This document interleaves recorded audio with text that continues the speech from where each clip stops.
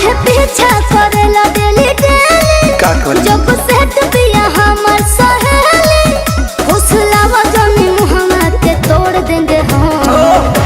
अगर तुम मिल जाओ पहिला की छोड़ देंगे हम। अगर तुम मिल जाओ पहिल की छोड़ देंगे हम।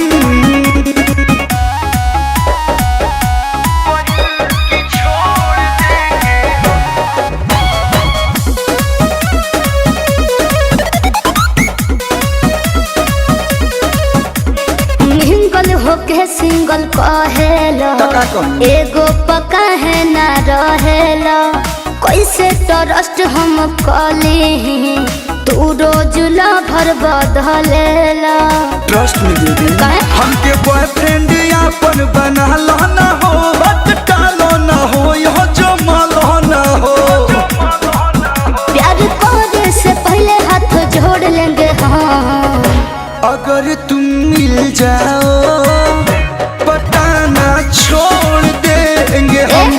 अगर तुम मिल जाओ पहिल की छोड़ देंगे हम। तोर माई क्रिया चुप रह।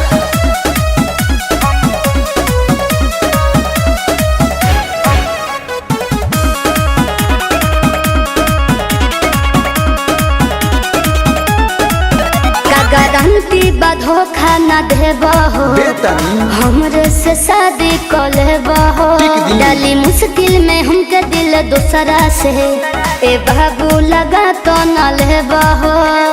सुना कहो बस कह दो ना प्रेम वाला फॉर्म हो छल करब ना कौन फॉर्म हो। कैसे माने तो बोला पालू से रिश्ता कैसे तोड़ लेंगे हो। अगर तुम मिल जाओ पुराना की छोड़ देंगे हम। कौन ठीक बता? अगर तुम मिल जाओ पुराना की छोड़ छोड़ अरे छोड़ देंगे रे।